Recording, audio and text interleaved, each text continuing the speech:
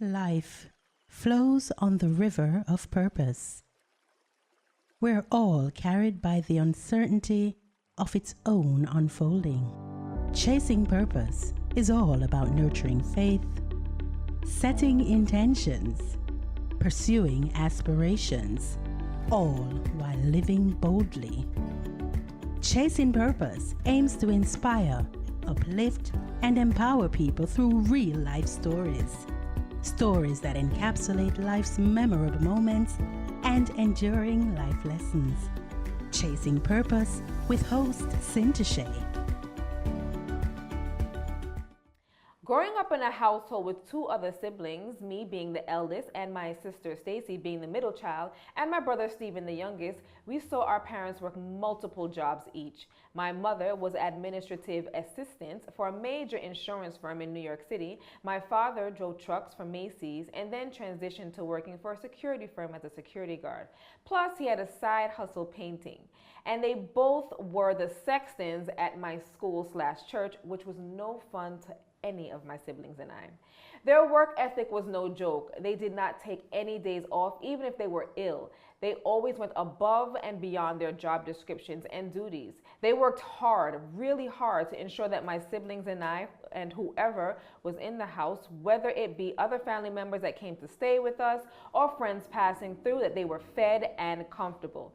Putting us through private school, extracurricular activities, and on top of each child's social calendar, day in and day out, aches and pains, bills, putting us through private school, extracurricular activities, and staying on top of each child's social calendar, day in and day out, aches and pains, bills, children's demands, family issues, and many other responsibilities. My parents did everything in their power to give us the very best.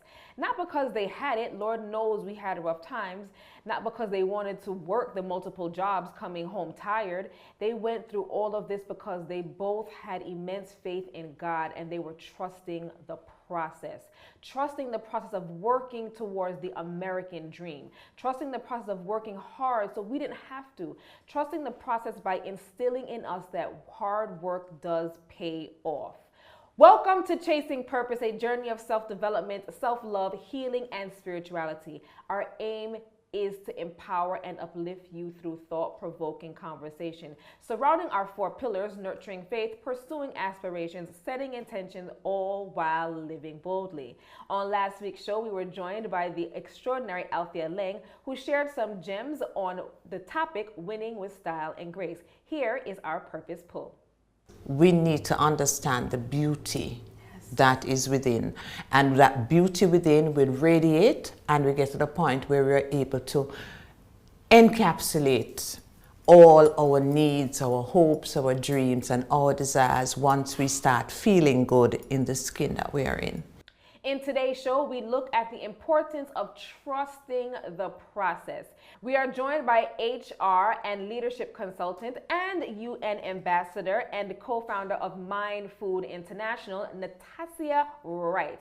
We're going to call her Naz because I get tongue twisted, but Naz, welcome to Chasing Purpose. Thank you so much for having me, Sin. It is a pleasure. I am excited for today's show. Please, I didn't say this earlier, get your journals, get your water or your wine, whatever you're drinking, because Naz is going to drop some gems. So we're talking, Naz, about trusting the process, something that we were kind of talking about off camera, you know, with your partner and husband. We were talking more about the entertainment industry, but it's still, all of this is trusting a process, right? Let me ask you this. What is trusting a process, trusting the process for you? Well, that's such a great question, because I must tell you, just a little introduction before answering. We're living in a society that everybody wants everything right now. And so nobody believes in being processed. Mm-hmm. We want everything instantaneously. Mm-hmm. Trusting the process for me is understanding that there are levels. Mm-hmm. You know, you have to learn lessons before you get to the prize, mm-hmm. or, you know, you have to actually run the race before you're considered the winner, right? Before you get to level 3, you have to do level 1 and 2. There's no no skipping. And indeed, if you try to jump over things before it's time, you're not going to be able to sustain that success. And that can be damaging to your character. So that's trusting the process for me. Damaging to your character. You also mentioned you can't get to level 3 without doing level 1, and there is and in that though you have to find some sort of trust in yourself, in God, and who you believe in. So talk about the trust aspect of it. We all need faith.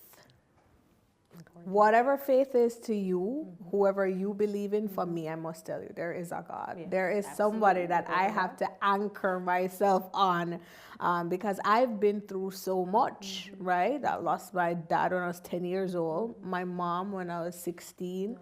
2 days before, 2 days after my mom died, I actually had to sit 8 CXC exams. So I had to find that source to anchor my faith on. After getting through those exams, passing all 8 under those circumstances. I mean, hello, round of applause. I know. Yeah, hello. It's just God's grace. Yeah. I mean, and then coming out with 6 2s and 2 1s, not failing nothing, not getting a pass mark. It's just incredible. And then afterwards, my grandmother, who took my brother and I in, she died from cancer. Wow. I must have had something to anchor myself on and to believe that although I was going through all of this, although I was living in poverty, although I saw other people just not living well, I had to believe that my future would be different. And so for me, I had to believe that God was there, is there, and he has a plan for my life. So trusting is incredibly vital to the whole processing, because if you don't believe, you're not going to hold on, you're going to quit. You said you had to believe that God had a plan for your life. That word belief is very, very important. We have to believe that we're here for a reason. Yes. We have to understand that there's a purpose within. He's gifted us with whatever the purpose is. Yours is leadership, right? Amongst other things. Mine is helping persons, and whatever the aspects of that is. But he gave us something, and we have to trust what the process is. And what the process is looks different from you versus from me. For everybody. Right? For everybody.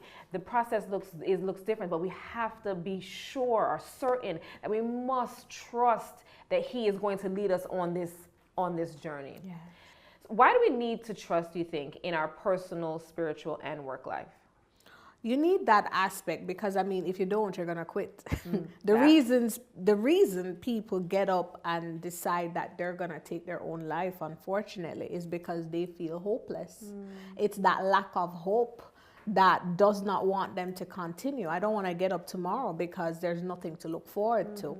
When you are trusting in, a superior being, when you are trusting that you have your family and you need to make ends meet for them, that gives you hope. Yeah. You want to continue because tomorrow might be different. Next week may be different. It's not going to be the same. And so it's important for us to trust, because you're going to quit. Yeah. You won't see the purpose in it. You won't see the significance of wanting to continue. As an HR consultant, talk to me about trust in the workplace. Wow, that's so big. When you're working in any environment, first of all, I don't know about nobody else, but I need to trust that the policies are going to protect me. Yes. And so I'm not in the workplace and I'm not going to be fearful that, oh, this guy is looking at me so strange and, my superiors are not going to believe me. They're not going to do anything about it. It's so important to know that when you do my appraisal as my manager, you're doing my performance appraisal, I can trust your advice. And you're saying, Natassia, I think you spend too much time on the phone. You're always texting. Or, Natassia, You spend too long on the reports. It's taking away time from other things. Yes, I yes. need to be able to trust your feedback. Yeah. I need to be able to trust your criticisms, because you have people who have been given power to speak over your life, and trust me, they abuse it. Yeah, yes. They abuse it. Yes. People are going around feeling less than themselves because their manager tell them every day, I don't even know why you're here, because you can't help me. You're not adding to the team. You're the least among everybody else. That does a lot to Yes, people's self-confidence. Of course, of course. And so even in workplaces, you have to have that level of trust. Yeah. Trust that the system protects you. Trust that the system will reward you. Yes, Trust that the system will empower you, because when I act out and I do well, act out in a positive way. Yeah. When I do well, when you see that I'm a great supervisor, I'm a great manager, you're going to promote me. Correct. Right? Correct. You have to have trust in a lot of things. And then trust in your colleagues too, to Yeah. know that you have that support system. When you come, it's a family. It's not that, oh, I don't want to show Sin nothing because Sin never come take my job. You know, so. Which happens though. That It happens. Yeah, yeah. It happens, but I'm saying that the culture needs to has at least some level of security, feeling of security and support for persons. All right, trust in spiritual life. So important. If I can't trust my God, I mean, what am I living for? It's simply put, and you have people who they could believe in this table. For me, that wouldn't work. Because trust, let me tell you something.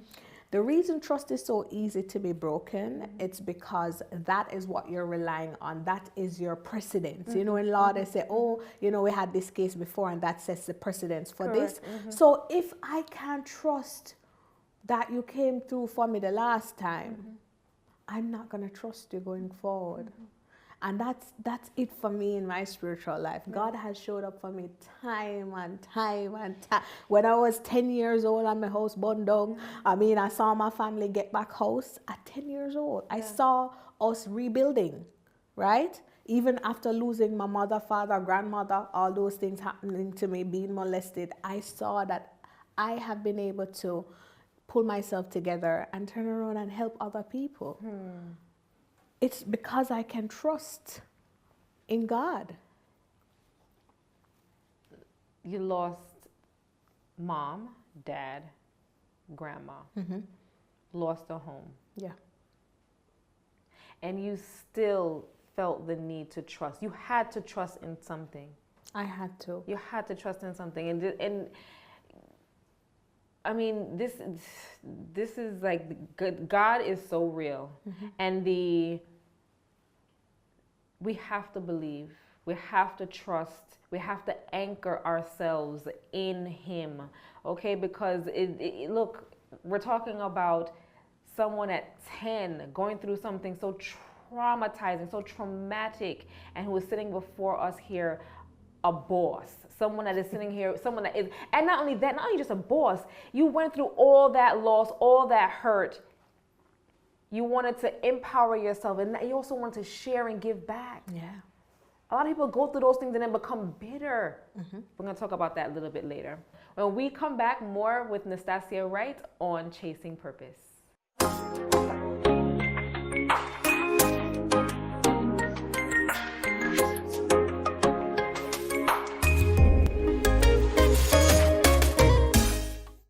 Welcome back to Chasing Purpose, heard right here on the Bridge 99 FM in Jamaica and in the New York tri-state area on Irie Jam Radio.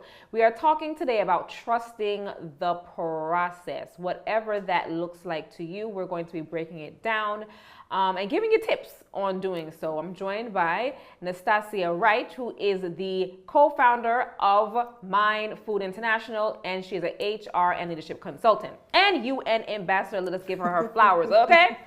All right, Nas, yes. I want to share with you and the audience this excerpt that I read online that kind of speaks to trusting the process. It reads, the name of it is called Chinese Bamboo Tree. The tree begins as a nut planted in soil and must be watered and fertilized every single day for 5 years before it finally breaks through the ground. All that time it spreads out its roots, and if at any time the watering or fertilizing process stops, the Chinese bamboo tree dies in the ground. But in that 5th year, the Chinese bamboo tree finally breaks through the ground and grows to nearly 90 feet tall in just 6 weeks. The tree must take 5 long years of developing a strong, deep, wide root system so it doesn't topple over when it is grown. When I read this, I was like, trust the process. Oh yeah. The bamboo tree had to, and apparently if it does not, like any other thing that we're growing, if it's not watered and cared for, it dies. It dies. Give us your take on this excerpt. I love it. I love it, I must tell you, because it's something that I have studied and it's something that I have lived. My husband and I, we started Mind Food 9 years ago, and we started by just sending morning inspirations. We kept going. We were, sending emails, and it turned into books, conferences. We started speaking all over the world, going into organizations, but all along for those 8 years, it's been me, my daughter, and my husband. And we did all the work. And we used to struggle to the events with our bags and everything. We didn't even have a car at one point, but we were all about empowering people. So we had our events, we charged nothing. And then out of nowhere, over the last 2 years, we just started gaining serious momentum. I mean, to the point where I was sharing with you off air, to the point where we're now at 80 employees, and this just happened over the period. Thank you, over the period of a few months. It speaks to continuously watering, continuously doing those things that are required for growth, but don't expect growth to happen overnight. Right away, which a lot of us do. Unfortunately. Unfortunately, we live in a world, this microwave world, this fast food world, where everything needs to happen right away. I am also I'm victim. I'm guilty of that. I want everything to work the way I want it to. Right now. However, when you talk about a bamboo tree, bamboo is something I love, a favorite plant of mine, tree of mine. But what it has to go through to grow that 90 feet tall, it's a process. Yes. It is a process. Our entire life, it is a process. And I want you to also look at, let's not skip over this. The bamboo tree, it took those 5 years to do what? To deepen its roots. Yes, and the roots, yes, and to expand, yes, absolutely. And that is critical for the growth. Extremely. You want to know why? Because trees that tall need strong roots. Yes. You have to be able to sustain and manage. Yeah. My husband always talks about, skyscrapers are not built on shallow foundation. No. They actually dig so far in the earth and connect the foundation of the skyscrapers to what we call bedrock. That's that's a part of the earth that will never move. It doesn't matter which earthquake, which volcano, that area won't move. And so that building will stay there. It will sway, possibly, but it's not gonna move. Skyscrapers have to go deep before they go up, and it's the same for us. Skyscrapers have to go deep before they go up. That's a gem. Foundation. Yeah. Foundation, setting the foundation, shoring up that foundation is very important. Let's talk about that really quickly. Yeah.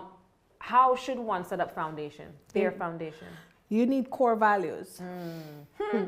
What are your core values? Because let me tell you, if that is shaky, your building is going to crumble. And so when you find people who are constantly going after, they're chasing purpose or they're chasing popularity, when it comes, whatever it is that you're chasing, when it comes, if you don't have those core values, it's going to destroy you. We see it all the time. People who have fame, but then when the criticisms come, they find themselves jumping off the deep end because they can't deal with it. They've never been through that process. Or what about childhood stars? They're kids.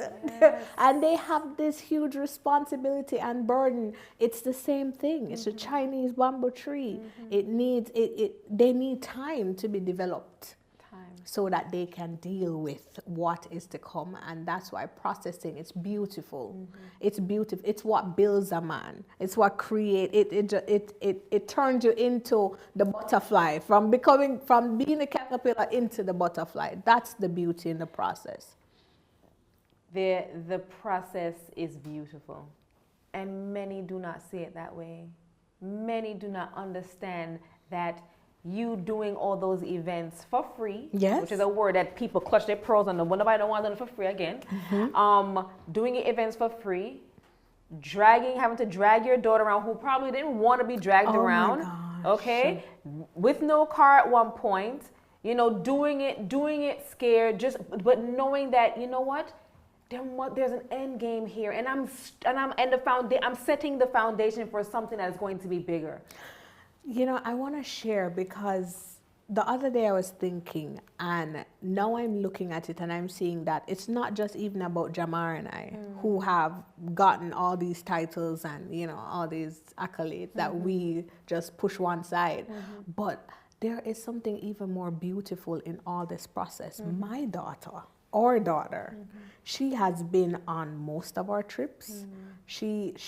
I mean, like, if we're gonna go to the airport in a few hours, if we go to the airport right now and that child has a 12-hour flight, that child will be up. She'll sleep a little bit, but she'll be up.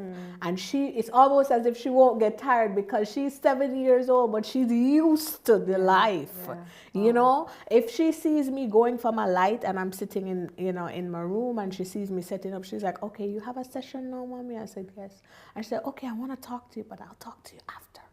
And it's so amazing that it's building it's building her character to the point where she understands that mommy and daddy have to work to help other people, and she's learning. So to me, it's not just about our process, but she's going through a process too. And not only is she going through a process, you guys are securing up and shoring up her foundation. Because when she gets older, whether it is that she's going to go along the road that you guys have paid for her in the mind food, if she's going to take that up, or whatever it is she goes on for, she's going to understand that there is a process. She's going to see that mommy and daddy struggled in the beginning, but the reward is so much sweeter. Yes. Look here now.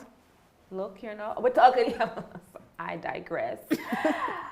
Waiting. As we talk about how beautiful the process is, there are times that we're going to have to wait. There is a waiting season. I hate the waiting process, just like anybody else. I hate it. I absolutely hate it. To the point where I would, there were times when I would just try to do everything like instant. If I'm gonna go to do some blood work, I'll opt to get the results now. Right, because I was like, I don't want to wait. Right, the suspense is killing me. But you know what I've learned, Sin, and I've learned this recently. I'm not gonna act like I'm perfect or anything. I learned this recently. I learned that while I was waiting, I needed to be present. Because let me tell you what was happening to me. That's a gem. Wait. While we're waiting, we need to be present. Go ahead. Let me tell you what was happening to me. So I was back then not doing so well, and I was imagining myself to be this person that, would have all these lights around and be doing the interviews and doing the speaking and whatever. And then when I got to being that person doing the speaking and have these lights around, I'm thinking to myself, my God, I need to go sleep. I need some rest. What's going on at home? How can I build the business up a little bit more? And then something said to me, like, at what point are you just going to enjoy right now? And so when I started being present, practicing mindfulness, then the waiting became more bearable. Practicing being present, that's a gem. Something that a lot of us do not do, especially if you're in a leadership position, or even if you're not. Even if you're not, if you're just, whatever your position is, you're always thinking about what's coming next. There's always something. There's always something. But being, they say that God speaks to you when you're still. So much comes to you when you are still, when you are present. Because I want to tell you, when your physical is there, but your mental isn't there, so much passes you by. So much passes you by. And even as a mom, right? A mom that's an entrepreneur, that, you know, there's social calendars, there's doctor's appointments, all these things. You have to be mommy, you have to be wife, you have to be all of these things. If you're not present, you're going to miss out on what it is your child has going on. Exactly. And, you know, let me share something so close to my heart. For most of my daughter's development, from 1 to about 6, I missed everything. My husband was the one that was there with my daughter. I was always working. I missed everything. Her first walk, when she was creeping, when she turned one Saturday morning, she got up. She was like 6 months old. She got up from the lying position and she sat up, and I almost teared my hair out because I did not know that the child could do that. Wow. I almost screamed. Wow. You know, there were so many things that I missed. So you see, we don't see, we miss the gems. While we're waiting, we miss some powerful things that are needed to help to shape us to when we get to where we want to get to. And that's why we have to be so careful, because if you don't learn those lessons in the waiting season, when the time comes, you're not going to be prepared. And I keep saying that over and over again because it's important. You're going to go back around that same mulberry bush and think to yourself, but this looks familiar. Or this person is treating me like that person did. But maybe it's happening because you weren't really trusting the process or absorbing the lessons that were being taught in that moment. Waiting is preparing you for something. Yes. In our waiting season, we shouldn't look at it from the lens of, oh God, man, I want to go, I need it now. But look at it as if you are now being prepared. While you are sitting back and you're waiting, in that stillness, you're being prepared. Yes. When we come back from break, more with Natassia Wright.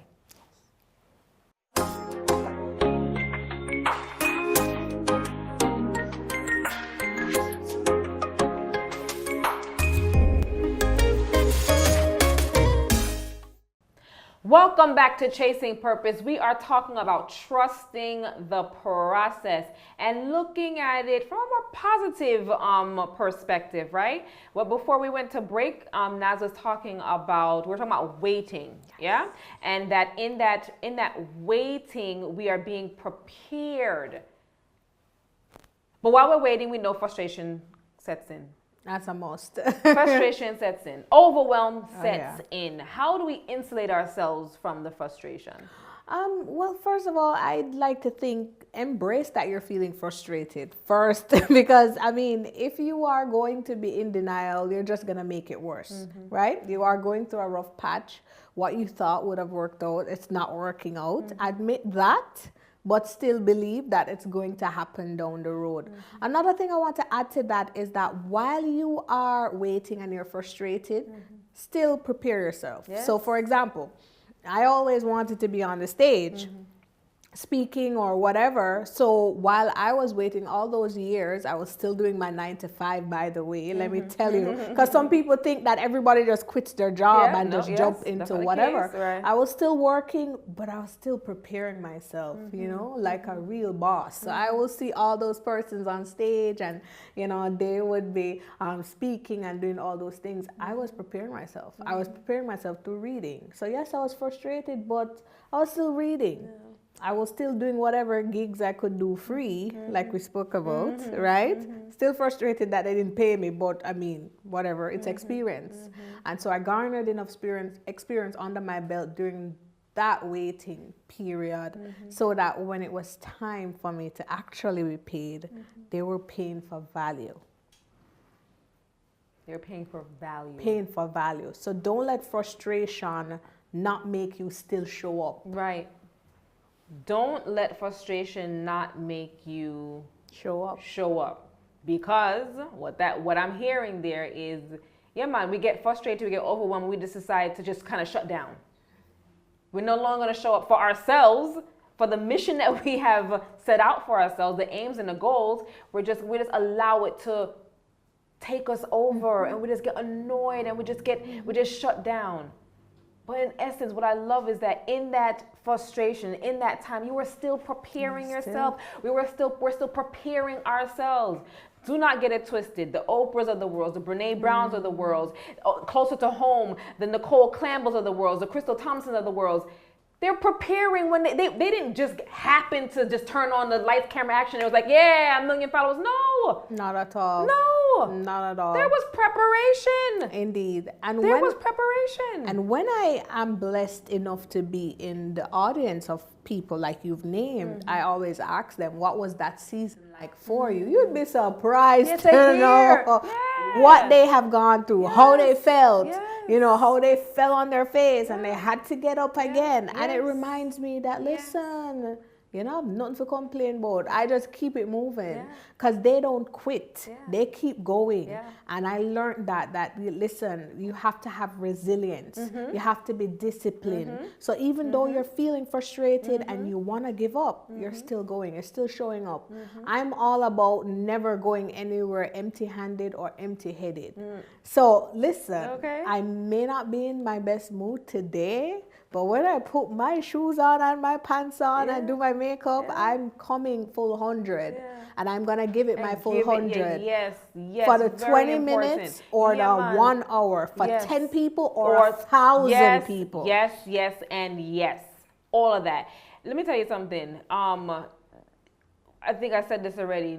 There's no one that I know of that I can personally say it started a journey, something similar as wanting to be a public speaker, where as soon as they say, all right, I'm going to do this event, the place ram. No. Actually chirping birds, okay? Chirping birds, tumbleweeds is what you're talking to. I've spoken to many public speakers that have said, look, on the first time, my voice was shaky. I tumbled over myself. I forgot what I was going to say. But they went and they gave it their all. They went. It wasn't about being, what you said, empty-handed or empty-headed. Empty-handed or empty-headed. No, you still spoke to the 15,000 empty chairs. You continue to you move forward because no matter what, you know, those empty chairs, one by one, they're gonna get filled. They're gonna get filled one by one.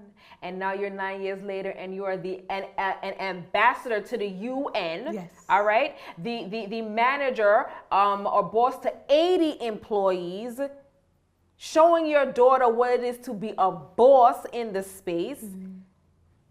And all of that was you preparing yourself and trusting the process. Indeed. Trusting the process. How do we ensure that while trusting the process, we do not get bitter?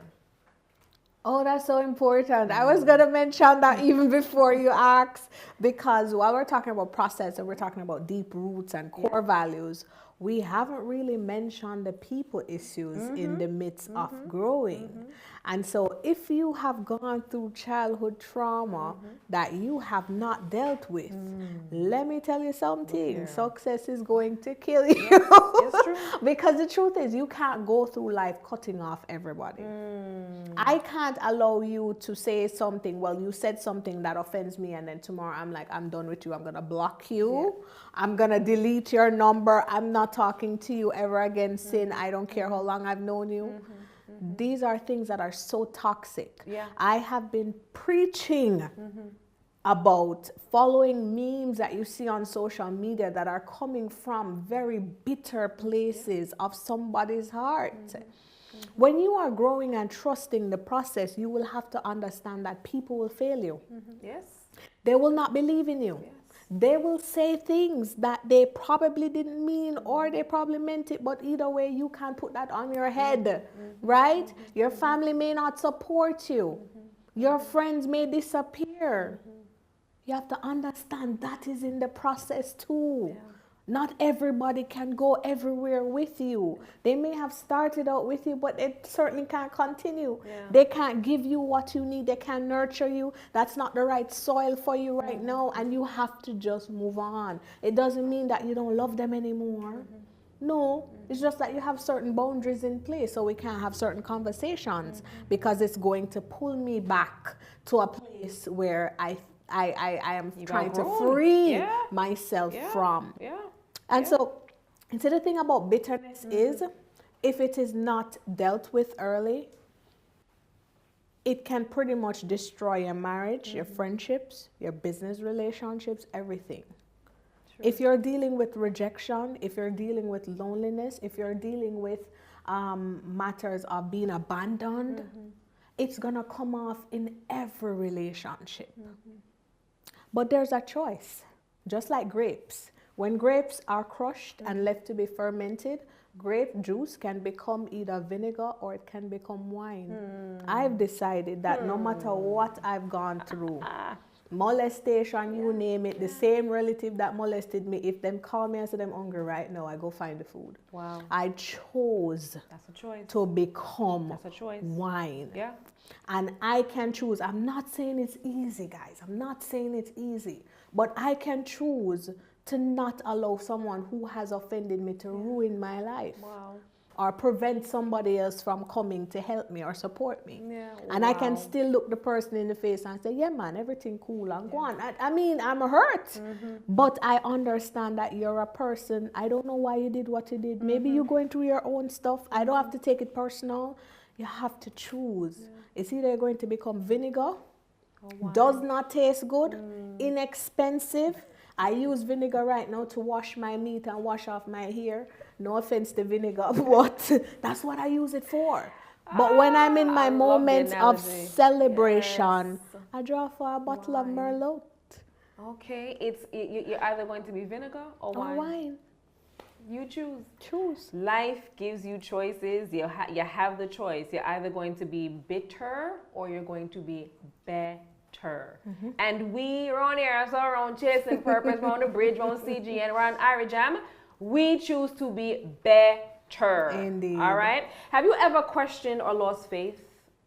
A lot of times. When I was, after my grandmother died, I was at my final straw. I got baptized when I was 13 years old. By the time I lost my mother and my grandmother, I was like, God, to hell with you. If that sentence even makes sense. If that sentence even makes sense. I was like, I'm not going to church. Like, every church door, I would walk straight past it. Because I was like, God, my mother served you faithfully. The night my mother died, her church clothes were already out to go and serve in church. Wow. How could I feel? Remember, I had already lost my father. Yes. I was like, God, you don't love me. Wow. So I gave up. I said, God, I'm not doing this. I don't understand what you're doing. And it took a very special gentleman that I met in university. And we met up after I graduated. And it was that gentleman who took me back to church. Wow. And I married him for that. I married him for that because he knew that I needed healing and in a deep way. Because I lost my faith in. When I said I lost my faith, I mean I believed I was going to be great, but I couldn't connect the dots because I was paining so much. And let me tell you, everything that I can't get my parents back, but I really feel as though, you know, if I were to change anything, I wouldn't touch anything. Because I wouldn't be this person. If you were to change anything, you wouldn't touch anything. I wouldn't touch anything. That's a brilliant mindset, Natassia. Yeah. That's a brilliant mindset. A lot of people who would have gone through or experienced the loss that you have, they chose the vinegar. They chose the vinegar because they could not, as you said, they could not connect the dots. Losing your grandmother, that was the final straw for you. And you just couldn't see a way. There's a young woman or a young man right now, at whatever age that is going through the same thing. Let me just tell you guys, the dots can be connected. He is there, you know. Yes. He is with you. All you have to do is trust the process. When we come back, I'm trusting that this process is going to be fast. We're going to a quick commercial break. More with Natassia Wright on Chasing Purpose.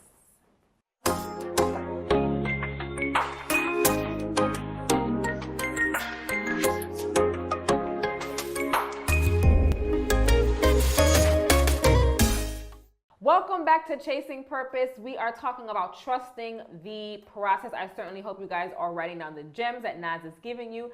A lot is being said, so please take the gems and apply them to your life. You know, we're not doing Chasing Purpose just to be talking, although I do love to talk. But really, the show is really about is thought provoking because we want you guys to think. We want you guys not just to think, but to apply these things. That's why we're here to share. Again, our tagline is sowing seeds others will benefit from. All right. Something that I've struggled with.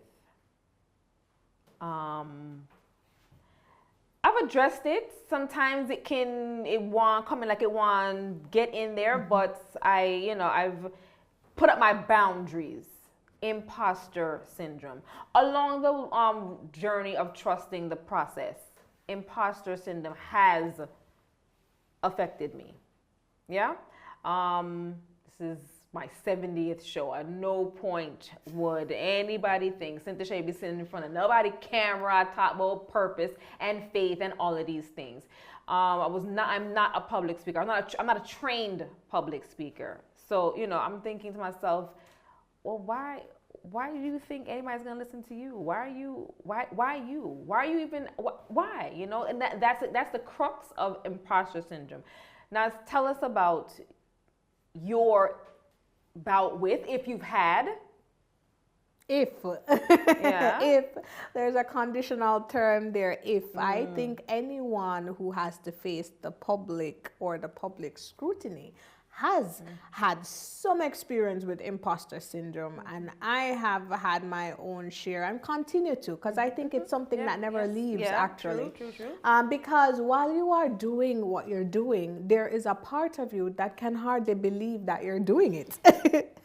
Okay? So imposter syndrome is something that I've addressed in videos, YouTube videos, Instagram lives, all these different things, and I focus on it because once you are chasing purpose, there's this thing that says, who do you think you are?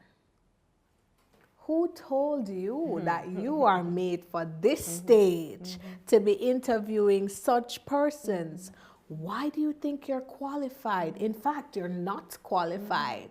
Okay, leave this to the big shots.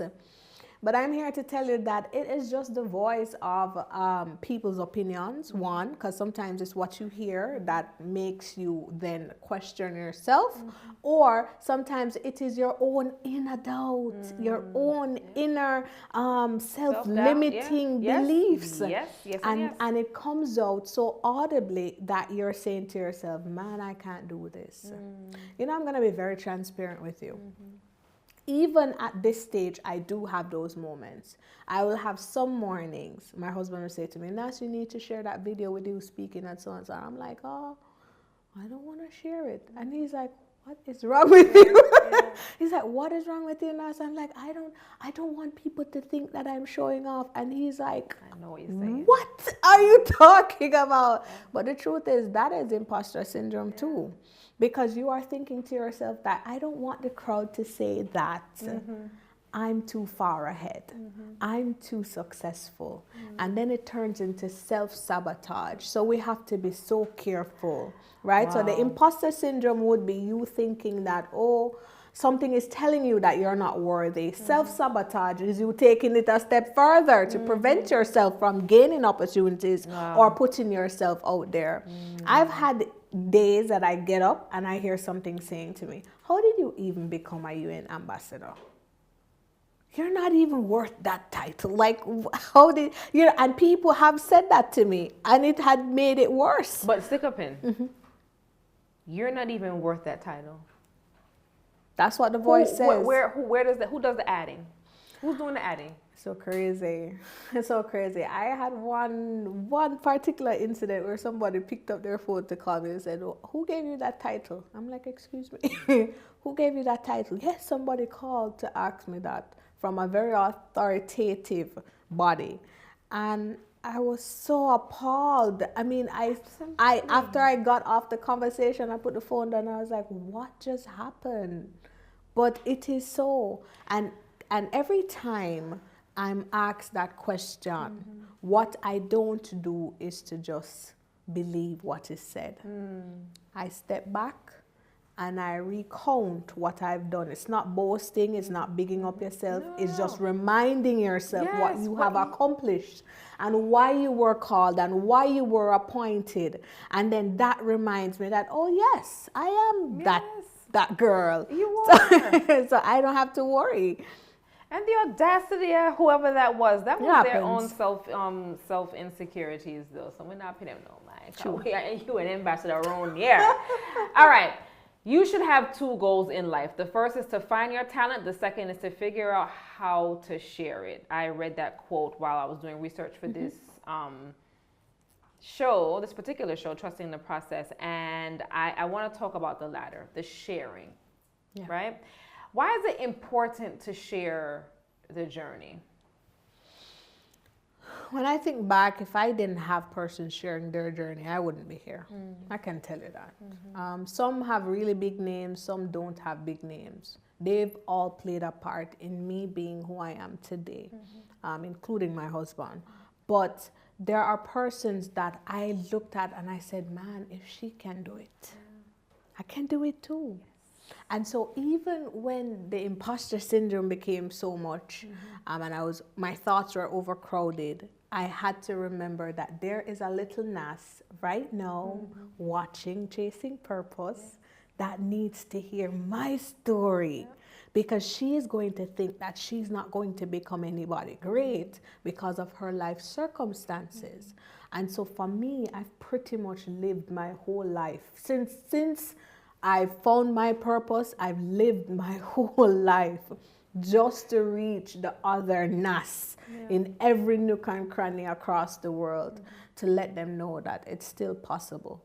The reason I share is because of those persons who feel unreached, those persons who feel hopeless, those persons that say, listen, they told me I was workless, I'm not gonna ever amount to nothing. I'm here to remind them, me a ghetto girl, born that, listen, don't pay my makeup and my shoes, not mine, ghetto, right? And I'm proud of where I'm coming from, because I can go back tomorrow and I can help people to find jobs, and I can help young ladies remember or find their purpose or find their identity and know that they're better than what the circumstance says they are. And so for me, sharing the story is as important as the story itself. Absolutely. Absolutely. And I totally agree with you. You just touched on it, but I'm going to ask you, are you chasing your purpose, or have you found your purpose? I found my purpose. I think every day I wake up, sometimes it evolves into something else. Yes. Because when you find the purpose, there's purpose within that purpose. You're going to find as you continue to go, there's so much purpose within that overarching purpose. Yeah, man. Because, the Bible says, David wrote that the word is like a lamp unto his feet and a light unto his path. The reason that he would say that is because with every step he would see clearer. But in this moment, when you're stepping, you only see one step further. That's with purpose. You don't see the whole line. You don't see what's going to happen 10 years from now. You literally see what happens now. Right. So today I'm on Chasing Purpose. Maybe in the next 10 years I'll be on Oprah. I don't know. I'm just saying. I think it's I'm just saying. That's a lot. So far, okay? I'm just Sunday, saying. we're on our way, okay? But I'm coming with Nas, by the way. Yes, please. But I'm just saying it is one step that you see at a time. And today it may be sharing via TV. Tomorrow I'm helping people finding jobs so that they can put food on their table. And then the day after that, maybe I'll be sitting somewhere in Parliament, and then I'm doing it on a larger scale. You just never know. You don't. You just never know. And I want to encourage, but let me not encourage. I'm going to ask you, Nas, to encourage our listeners. Encourage someone right now, man or woman, young child, teenager, entrepreneur, young mother, young father, someone just lost someone. Encourage them. Encourage someone today on this trusting the process. It's so hard to actually live in purpose and to chase purpose and to find purpose But let me tell you something, once you do find it, it is the most fulfilling thing ever. You are not what society says you are. You are not what you see in your environment. You're not what your mother, father, all the negative things that they may have spoken over you inadvertently. You are none of those. And the moment that you tap into your truer self by finding a source, find out who is God. God is the only one that can tell you what your purpose is. People can allude to it, but He is the one that will reveal it to you. I'm telling you that we are all here for a special assignment. A special assignment. Yes, we are. And NAS can do it for you. Sin can do it for you. You will have to get up and you will have to do it for the world. And remember, when you're walking in your purpose, you're not just doing it for you so you can buy yourself a nice car, a nice house, and your kids are going to be happy and all of that. No, it is for humanity. Because your assignment is going to impact a whole heap of people, and they need you to show up so that then they can get up and show up for others. And so I'm saying to you, listen, low out fool company, that's not going to take you anywhere. Dig deep into what your passion may be. Read, learn more, find positive influences, but don't ever forget to never lose your faith and keep acting on that faith. You're unstoppable. You're unstoppable. You hear it? From Nas's mouth to your ears. You are unstoppable. Nas, where can our audience find you? On Instagram. I'm on Instagram, Natassia Wright, Natassia. I'm sure you're going to see it somewhere on here. On Instagram, on YouTube. I do a lot of YouTube videos, even Imposter Syndrome, waiting, all those different things. It's there. On Facebook as well, same name. And also follow Mind Food. It's MINDFOOD_01 on Instagram. And you can find us on Facebook as well. Our website, www.mindfoodinternational.com. And we're here if you need any speaker for your event, a corporate trainer, maybe you need a recruiter, maybe you need an HR consultant or a leadership practitioner. We're here to serve you. Thank you, Nas. I really enjoyed our conversation today. I look Yes. forward to. By the way, It was a blessing. Nas, while this is our first time actually physically meeting each other, we are in Bible study together, and I didn't even know that Abigail booked you, by the way. So this is a kind of, it's an alignment. Yes, it's an alignment, and we're gonna have her partner, her husband, Jamar, on soon. Thank you so much for being a part of Chasing Pleasure. Purpose. A process is a series of actions or steps taken in order to achieve a particular end. There is a purpose for all of our lives. Every human being is gifted with a purpose, a reason for being here. There are some things we will all have to go through in order to unearth this purpose. This is where the process comes in. For some, it may come easy, and for others, it may not. Nothing happens before its appointed time. What we must do is have faith, put in the work, and trust the process. Remember to always sow seeds others will benefit from. Wishing you love, light, and purpose.